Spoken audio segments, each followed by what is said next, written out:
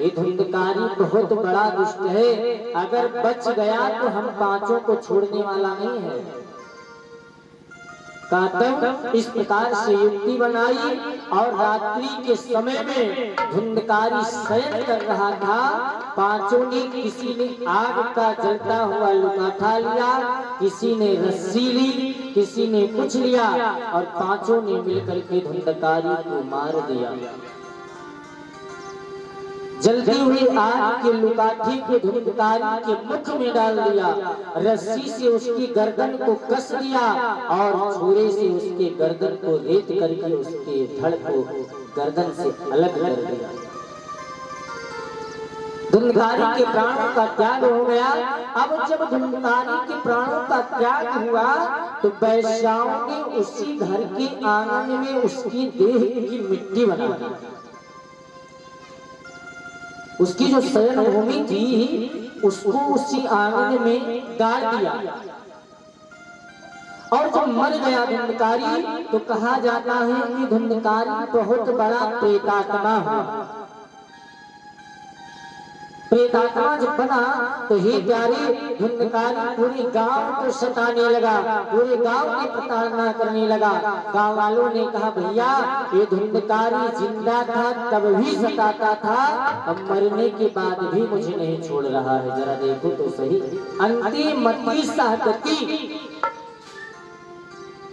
जिंदा था तब भी किसी को नहीं छोड़ता था, अब मरने के बाद भी इतना बड़ा प्रेतात्मा बन गया प्रेत कि हम लोगों को आज भी प्रताड़ित करता है। इधर प्रेतात्मा बना और उधर किसी ने गोकर्ण जी महाराज से बताया कि आपके भाई धुंधकारी की मृत्यु हो चुकी है। गोकर्ण जी ने अपने भाई धुंधकारी के नाम से गया जी में पिंडदान किया।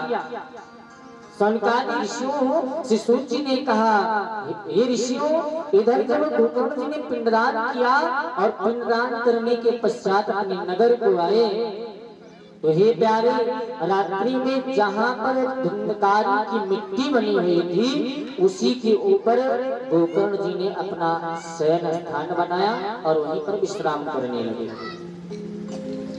रात्रि के समय में जब मध्याह्न की रात्रि हुई और गोकर्ण जी को नींद आई तो धुंधकारी प्रेत बन करके कभी बैल के रूप में, कभी सर्प के रूप में, कभी हाथी के रूप में आकर के गोकर्ण जी को डराने लगा। गोकर्ण जी को जब डराने लगा तो गोकर्ण जी ने उस प्रेतात्मा से पूछा भैया आप कौन हैं और किस लिए मुझे डरावनी देह दिखा रहे हैं। ये प्यारे, जब इतना कहा तो धुंधकारी ने बोलने का प्रयास किया लेकिन वह प्रेत है, बोल नहीं सकता, बताने का प्रयास तो किया लेकिन धुंधकारी बोल नहीं पा रहा है। तब गोकर्ण जी ने अपने कमंडल से जल निकाला और आचमन करके पुनः जब उस प्रेतात्मा पर छिड़का तो वह प्रेतात्मा बोलने लगा। कहा भैया अहम भ्राता तुदीयो वस्मि इत धुंधकारी नामतः, अहम भ्राता तुदीयो वस्मि इत धुंधकारी नामना। अहम भ्राता, हे भैया मैं आपका भाई धुंधकारी। कहा धुंधकारी, कहा हाँ, लेकिन मैंने तो आपके नाम से जगन्नाथपुरी में पिंडदान कर दिया था, फिर आपको प्रेत योनि से मुक्ति नहीं मिली। धुंधकारी रोता हुआ कहता है, कहा भैया मैंने अपने जन्म में इतने पाप कर डाले हैं, इतने पाप कर डाले हैं कि हे भ्राता एक जगन्नाथ के पिंडदान से नहीं, हजारों हजार जगन्नाथपुरी के पिंडदान से भी मुझे मुक्ति मिलने वाली नहीं है। मैंने इतने लोगों को प्रताड़ित कर दिया। अरे औरों की बात छोड़िए, जिस माँ ने मुझे ला करके अपनी बहन की गोद में डाल दिया पुत्र के सुख के लिए, उस माँ को मैंने प्रताड़ित करते करते उसके प्राणों का दोहन कर लिया। अरे जिस पिता ने मेरे जन्म के समय में कितनी खुशियां मनाई थी, उस पिता को भी मैंने नहीं छोड़ा। ध्यान देना, सगे भाई को जहर हंसकर पिला देते हैं लोग और जन्म देने देने वाली माँ को भी सुला देते हैं लोग। जिन बाप ने हमको चलना सिखाया उसी के पाँव को काट लेते हैं लोग। तो धुंधकारी ने कहा भैया मैंने इतने पाप कर डाले हैं कि एक नहीं हजारों लाखों गया पिंडदान से मेरी मुक्ति नहीं होगी, कोई उपाय कीजिए। गोकर्ण जी ने कहा ठीक है, प्रातः काल में आपकी मुक्ति का उपाय अवश्य ढूंढूंगा। अब प्रातः काल हुआ, गोकर्ण जी निकल पड़े कि मेरे भाई की किस प्रकार से मुक्ति होगी। तो सनत कुमारों ने बताया, देवर्षि नारद ने बताया कि आप श्रीमद् भागवत सप्ताह ज्ञान के रूप महोत्सव का अनुष्ठान करिए और भागवत रूपी यज्ञ की को धुंधकारी को श्रवण कराइए। इस भागवत से उस धुंधकारी की मुक्ति अवश्य हो जाएगी।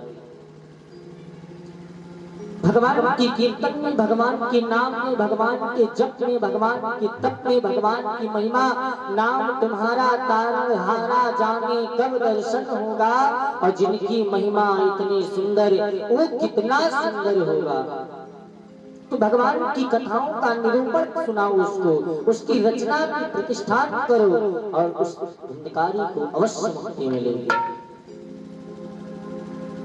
इस प्रकार से भागवत की कथा का अनुष्ठान कराया गया, गांव वालों को निमंत्रित किया गया और उस कथा की वक्ता स्वयं गोकर्ण जी महाराज बने। गोकर्ण जी ने भागवत की कथा का प्रारंभ कर दिया। अब धुंधकारी भागवत की कथा को सुनने के लिए प्रयास कर रहा है, लेकिन प्रेत है, प्रेत एक जगह स्थित बैठ नहीं सकता। जब कथा को सुनने का प्रयास करता और बैठने का प्रयास करता, इतने में हवा का झोंका आता, वह पुनः उड़ करके चला जाता था। पुनः आता, बैठने का प्रयास करता और पुनः वह धुंधकारी दूसरी दिशा में उड़ जाता। इतने में हवा बंद हुई, इतने में एक कोई छप्पर का मंडप था और वहां पर 7 गांठ का बांस लगा हुआ था। उसी बांस के खोखले में जाकर के धुंधकारी बैठ गया। भागवत की कथा का श्रवण पाठ करने लगा और श्रवण करते करते एक दिन की कथा विश्राम हुई तो सायंकाल के समय में एक बांस की गांठ फट गई। एक दिन पहली गांठ, दूसरे दिन दूसरी गांठ, 7 दिन की कथा में बांस की 7 गांठ फटी और इधर मोड़ाहुति प्रदान की गई। उधर भगवान के परम भक्त श्री धुंधकारी के लिए भगवान के पार्षदों ने विमान ला करके खड़ा कर दिया। धुंधकारी को बैठाया, धुंधकारी जाने लगा। गोकर्ण जी ने कहा भैया अरे धुंधकारी ने अकेले तो कथा सुनी नहीं है, सुनी तो गांव वालों ने भी है और सुनाई तो व्यास जी ने भी है, तो विमान सबके लिए क्यों नहीं आया? विमान सबके लिए क्यों नहीं आया? तो पार्षदों ने कहा गुरुदेव विमान सबके लिए आज भी आने को तैयार है, लेकिन धुंधकारी के जैसी इस कथा सुनने के लिए कोई नहीं तैयार है। किस प्रकार से धुंधकारी ने निर्वरत 7 दिन तक एक स्थान पर बैठ करके भागवत की कथा का स्मरण किया। महाराज परीक्षित जो हस्तिनापुर के राजा हुआ करते थे, उन्होंने राज्य का त्याग कर दिया और नैमिषारण्य के पावन धरा होने पर बालू की रेत पर एक स्थान पर बैठ करके 7 दिन निर्वरत कथा सुनते रहे। तब जाकर के महाराज परीक्षित की मुक्ति हुई। आज भी धुंधकारी की तरह कोई कथा को सुनने के लिए तैयार हो तो आज भी विमान आने के लिए तैयार है, लेकिन आज की विडंबना बदल गई। लोग कहते विमान नहीं आता, भगवान नहीं मिलते, भगवान के पार्षद नहीं आते, भगवान की भक्ति करता हूँ, पूजन करता हूँ, यजन करता हूँ, हवन करता हूँ, नमन करता हूँ, फिर भगवान मुझे मिलते क्यों नहीं? भगवान मुझे मिलती क्यों नहीं? अरे तब तो ध्रुव ने 5 वर्ष की अवस्था में भगवान को पा लिया था। कयाधु नंदन प्रहलाद ने 5 वर्ष की अवस्था में भगवान को प्राप्त कर लिया था। फिर मुझे क्यों नहीं मिलती? पूरा जीवन सर्वस्व न्यौछावर हो जाता है। अरे भैया, इसका भी कारण है, आज भगवान क्यों नहीं मिलते हैं। ना मिलने पर लोग कहते हैं कि ये हमारा दोष नहीं, मुझ में कभी नहीं, ये कलिकाल का दोष है, ये कलयुग का दोष नहीं, ये हमारे मानसिक विचारों का दोष है। देख तेरी संसार की हालत क्या हो गई भगवान, कितना बदल गया इंसान। चंदा ना बदले सूरज ना बदला, ना बदला धरती आसमान, कितना बदल गया इंसान। देख तेरे संसार की हालत क्या हो गई भगवान। क्या आज भगवान भी देखता है तो शायद उसको भी लग जाती होगी। इस सृष्टि का निर्माण मैंने किस प्रकार से किया था, क्या बनाया था मैंने, और ये क्या बन गया। ठीक उसी प्रकार से आज भी भगवान मिलने के लिए तैयार है, लेकिन आस्था और विश्वास होना जरूरी है। अखंड विश्वास होना चाहिए। विश्वास हमारे अंदर रहा नहीं। अरे तब एक बार घर से निकलने वाला व्यक्ति संन्यास लेता था, वैराग्य लेता था, तो वापस नहीं आता था। और आज का व्यक्ति जगन्नाथपुरी के दर्शन के लिए जाता है तो अन्न का त्याग करने की छोड़िए, अपना वह मोबाइल फोन नहीं छोड़ सकता है, अपने परिवार वालों की माया नहीं छोड़ सकता है, तो अन्नों का त्याग क्या करेगा। ये विडंबना है। लोग एक समय चिल्लाते फिरते थे कि राम मंदिर बनकर के रहेगा, होता ना, टाइटल बना लिया लोगों ने। अरे राम मंदिर बन गई, उदाहरण मैं आपको बता रहा हूँ कि भगवान क्यों नहीं मिलते, तब भगवान क्यों मिल जाते थे। अभी राम मंदिर बनने की बात आई थी तो राम मंदिर पर लगभग 2-4 साल से लोग परेशान हैं। राम मंदिर बनकर के रहेगा, अयोध्या में राम मंदिर बनेगा, उसके लिए मुझे कुछ भी करना पड़े, कुछ भी करना पड़े, लेकिन राम मंदिर बनकर के रहेगा, मैं धरना दे दूंगा। अरे मूर्ख, तू एक भोजन नहीं त्याग सकता तो भगवान के मंदिर के लिए तू धरना क्या देगा। जो जीवात्मा मंदिर बनाने तो चला है, लेकिन मंदिर बनाने के लिए गुटखा पान बीड़ी सिगरेट मदिरा पान नहीं छोड़ सकता, वो अन्न का त्याग क्या करेगा। भगवान ने कहा मेरे मंदिर को बनाने के लिए धरना देने की आवश्यकता नहीं, बस मुझे आशा है कि मेरी समान जिस दिन मेरा भक्त मिल जाएगा उस दिन मुझे मेरा मंदिर अपने आप बन करके खड़ा हो जाएगा, अपने आप। इसमें किसी को धरना देने की आवश्यकता नहीं, अपने आप बन करके खड़ा हो जाएगा। लेकिन मुझे ऐसे लोगों की आवश्यकता नहीं कि जो मार्केट में मुर्गा और मांस खा करके निकलते हैं धरना देने और कहते हैं राजा रामचंद्र की जय, मुंह में गुटखा भरा हुआ है और बोल रहे हैं राजा रामचंद्र की जय, मुंह से गुटखा तो थूका नहीं जा रहा है और भगवान का मंदिर बनाने चले हैं लोग। उसको बनाने के लिए आपके प्रयास की आवश्यकता नहीं, तो अखंड विश्वास होना चाहिए। प्रहलाद के अंदर अखंड विश्वास था। हिरण्याकश्यप ने कहा पुत्री क्या इस खंभे में भगवान है। हिरण्याकश्यप ने कहा हाँ। प्रहलाद ने कहा इस खंभे में भगवान है, भक्ति की जहां हाँ बस भगवान वहां। प्रबल प्रेम के पाले पड़कर प्रभु को नियम बदलते देखा। भाव का भूखा हूँ मैं, भाव ही मेरा सार है, और भाव से भजले मुझे तो भव से बेड़ा पार है। अखंड विश्वास होना चाहिए। पुनः गोकर्ण जी ने कथा का अनुष्ठान किया और भागवत की कथा का प्राण प्रतिष्ठन कराया। भागवत की कथा पुनः कराई और पुनः सारी ग्रामवासियों के लिए विमान आया।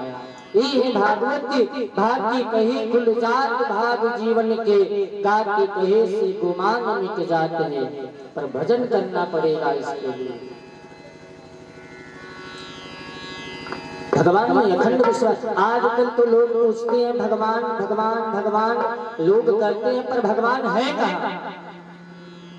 ये भी प्रश्न उठने लगा कि भगवान है कहाँ, और है तो भगवान दिखता क्यों नहीं। भगवान है तो भगवान दिखते क्यों नहीं, भगवान को दिखना चाहिए ना। एक बार स्वामी विवेकानंद से किसी व्यक्ति ने पूछा, कहा स्वामी जी आप तो हर वक्त कहा करते हो मेरे भगवान सर्वत्र व्याप्त हैं, सर्वत्र व्याप्त हैं, पर आपके भगवान मुझे दिखते नहीं है। स्वामी जी ने कहा मुझे भूख लगी है, पहले दूध पिलाओ। स्वामी जी ने कहा मुझे भूख लगी है, मुझको दूध पिलाओ। तो उस व्यक्ति ने एक कटोरी के पात्र में स्वामी विवेकानंद को दूध दिया, और जब दूध दिया तो स्वामी जी उस दूध में उंगली घुमाने लगे। 1 घंटा तक उंगली घुमाते रहे। व्यक्ति ने कहा स्वामी जी आपको तो भूख लगी थी और आप 1 घंटा से दूध में उंगली घुमा रहे हो, एक कर रहे हो आप। स्वामी जी ने कहा इस दूध में मैं घी ढूंढ रहा हूँ, इस दूध में मैं घी ढूंढ रहा हूँ 1 घंटे से, पर घी दिख नहीं रहा। उस व्यक्ति ने कहा अरे स्वामी जी दूध में घी ऐसे नहीं दिखता। कहा तब, कहा पहले दूध को गर्म करना पड़ेगा, दूध को जमाना पड़ेगा, उसके बाद में जमाने के बाद में वह दही बनेगा, दही को मथना पड़ेगा, और मथने के बाद में मक्खन निकलेगा, मक्खन को गर्म करना पड़ेगा, और जब मक्खन गर्म होगा तब जाकर के घी बनता है, घी अपने आप स्वतः निकल आएगा। स्वामी जी ने कहा मूर्ति यही तेरे प्रश्न का उत्तर है।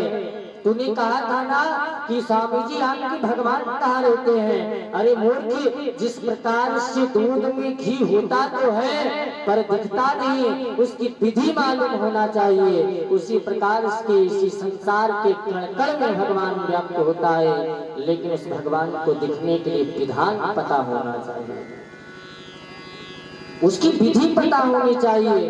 दूध में जब घी नहीं दिख सकता तो संसार में भगवान कैसे दिखेगा।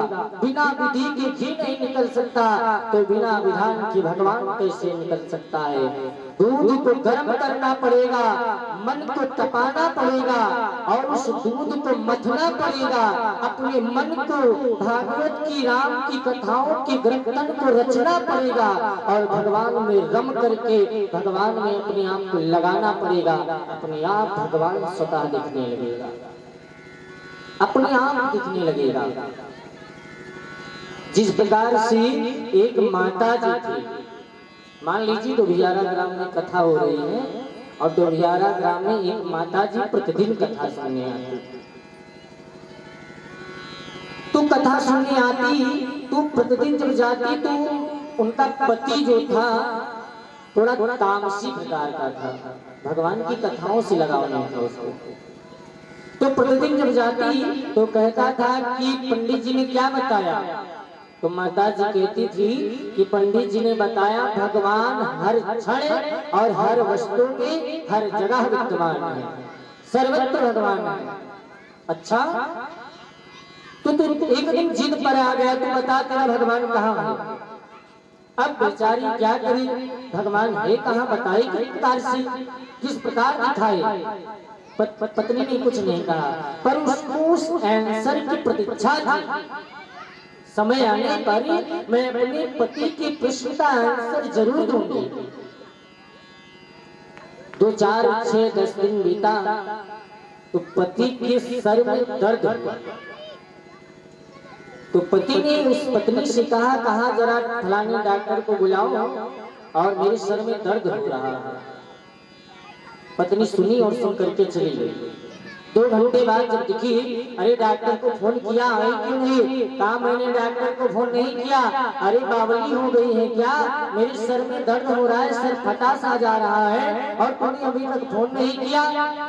देवी जी ने कहा आप मजाक कर रहे हो, आपके सर में कोई दर्द नहीं है। कहा तू ये कह रही मेरे सर में दर्द है, मेरा सर फटा जा रहा है और तू कह रही है मजाक कर रहा हूँ। अच्छा आपके सर में दर्द है तो दिखता क्यों नहीं, दिखना चाहिए ना। आज उसको उसी प्रश्न के उत्तर की प्रतीक्षा थी। कहा स्वामी जी आपके सर में दर्द तो है पर मुझे तो नहीं मालूम हो रहा, आपके सर का दर्द दिखना चाहिए ना। उस पति ने कहा अरे पगली किसी के सर का दर्द भी दिखता है क्या। पत्नी ने कहा बस मैं आपको यही तो समझाना चाहती थी कि जिस प्रकार से सर का दर्द होता तो है पर दिखता नहीं लेकिन होता है। उसी प्रकार से भगवान सर्वत्र होता है पर दिखता नहीं। जब सर का दर्द नहीं दिख सकता तो वो जगत की रचना करने वाला जगतात्मा कैसे दिखेगा। सर के दर्द को देखने के लिए डॉक्टर की आवश्यकता होती है और भगवान को देखने के लिए भगवान की कथाओं की और अपने गुरु की आवश्यकता होती है। जब तक संत नहीं करेंगे आप, गुरु नहीं करेंगे आप। भगवान ने स्वयं शंकर भगवान ने रामचरितमानस में बताया कि मुझे भी बिना गुरु किए हुए भगवान नहीं मिल पाए। एक बार त्रेतायुग माही और शंभु गए कुंभज ऋषि पाई। बिना गुरु की, बिना सत्संगी की, बिना भगवान की कृपा से भगवान नहीं दिख सकता। दर्द होता है लेकिन दर्द का अनुभव उसी व्यक्ति को होता है जिसके सर में दर्द होता है और ये भगवान उसी को दिखता है जिसको भगवान में रमन होता है। ये भगवान दर्शन का विषय है, प्रदर्शन का विषय नहीं कि मैं जिसको चाहूं उसको दिखाऊं। ये दर्शन का विषय है। वो सारी जीवात्माओं की प्राणों का पति है, वो जगत का पति है। ये दुनिया के लोग यहाँ के पति हैं लेकिन वो सारी सृष्टि का पति है। भगवान ने स्वयं कहा कि तुम्हें हो एक अगोचर सबके प्राणपति, सबके प्राणपति, सभी धर्मों दया में, सभी धर्मों दया में, तुम्हें तो मैं तुम्हें ओम जय जगदीश हरे, जय जगदीश हरे, स्वामी जय जगदीश हरे।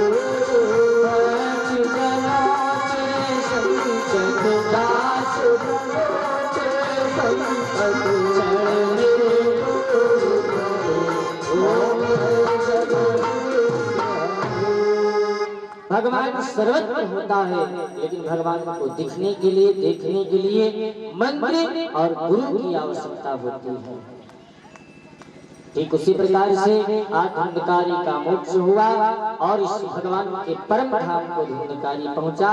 धुंधकारी ने साबित किया कि जब तक भगवान की कथाओं में, भगवान के देह में, पूजन में, यजन में समय नहीं दिया जाएगा तब तक भगवान मुझको मिलने वाला है, गति मेरी नहीं होने वाली है। इस संसार के लोगों को बताया। इसीलिए भागवत की कथा आपको संदेश देती है, ज्यादा ना सही तो 7 दिनों तक आपको समय मिला है और भगवान की दिव्य कथा का स्मरण कर लीजिए, नहीं तो इस धरा पर यही धरा रह जाएगा, कुछ साथ जाने वाला नहीं है।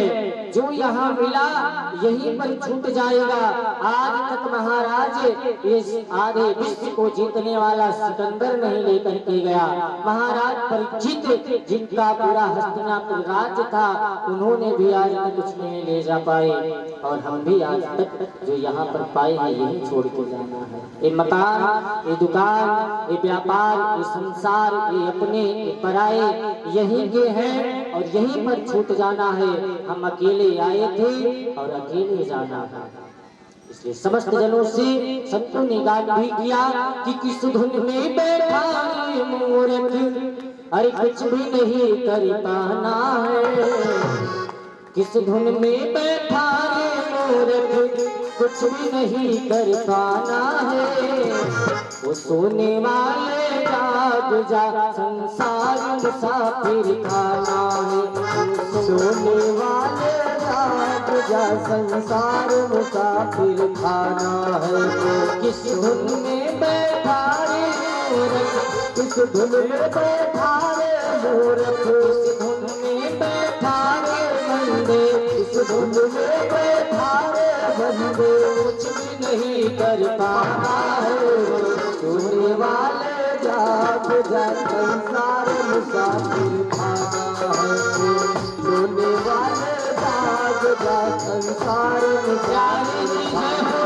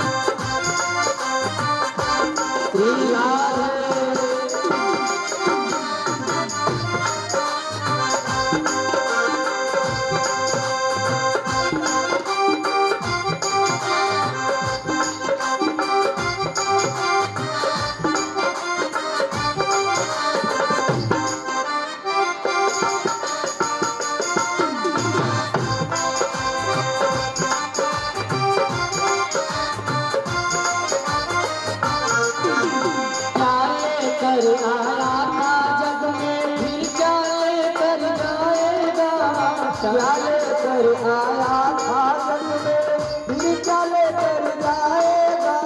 क्या लेकर आया था जग में, फिर क्या लेकर जाएगा। क्या लेकर आया था जग में, फिर क्या लेकर जाएगा। मुट्ठी बांधे आया जग में, मुट्ठी बांधे आया जग में, मुट्ठी बांधे जाएगा।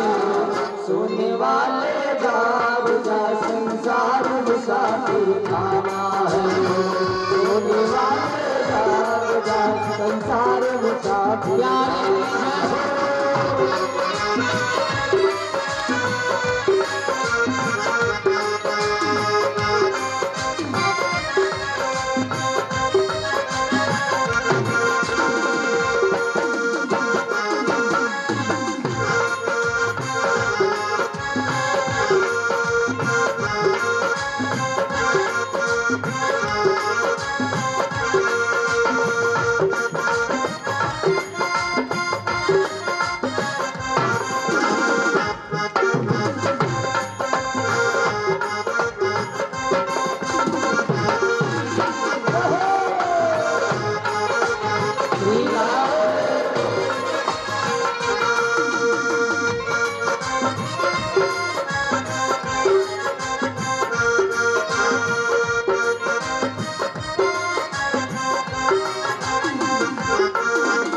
भिक्षुयति हर नाम जपो, फिर ऐसा समय न आएगा। नाम जपो, फिर ऐसा समय न आएगा। भिक्षुयति हर नाम जपो, फिर ऐसा समय न आएगा। भिक्षुयति हर नाम जपो, फिर ऐसा समय न आएगा।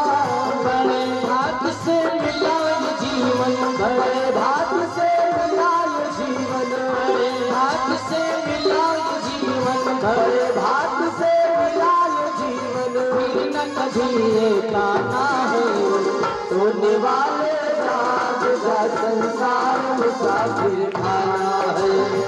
सोने वाले जाग जा, संसार मुसाफिर खाने जय हो।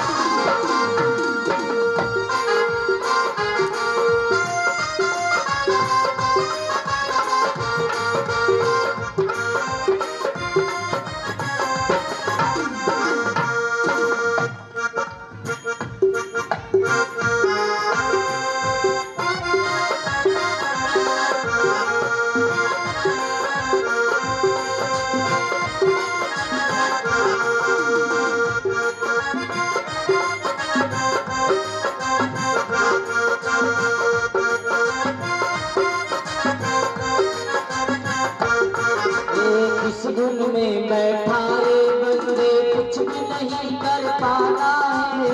इस धुन में बैठा रे बंदे, कुछ भी नहीं कर पाना है। इस धुन में बैठा रे बंदे, कुछ भी नहीं कर पाना है। इस धुन में बैठा रे बंदे, कुछ भी नहीं कर पाना है। सोने वाले जाग जा, संसार मुसाफिर खाना है। सोने वाले जाग जा, संसार मुसाफिर खाना है।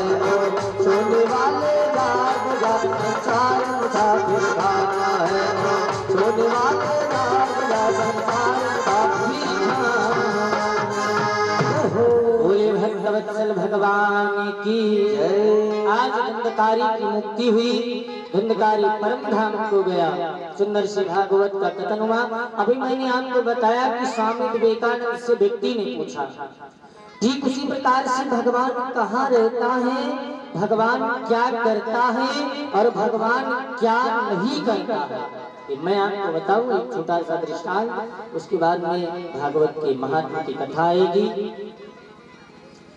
एक बार अकबर ने बीरबल से पूछा, बीरबल जो था, बीरबल की पूजा जो होती थी वो बुद्धि की वजह से होती थी। तो बीरबल से एक बार अकबर ने पूछ लिया, कहा बीरबल तू हर वक्त भगवान भगवान करता है, भगवान का गुणगान करता है, भगवान का नाम का जप करता है, तो तू बता दे मेरे 3 प्रश्नों का उत्तर, मैं भी हिंदू होना चाहता हूँ। अकबर ने कहा, बीरबल तू मेरे 3 प्रश्नों का आंसर दे दे, मैं भी हिंदू होना चाहता हूँ। कहा ठीक सरकार पूछिए। कहा मेरे पहले प्रश्न है कि तेरा भगवान कहाँ रहता है। अकबर ने कहा, मेरा पहला प्रश्न कि तुम्हारा भगवान कहाँ रहता है। कहा ठीक सरकार। दूसरा पूछिए। कहा वो कहाँ रहता है तो तेरा भगवान क्या करता है। कहा ठीक। तीसरा पूछिए। कहा क्या कर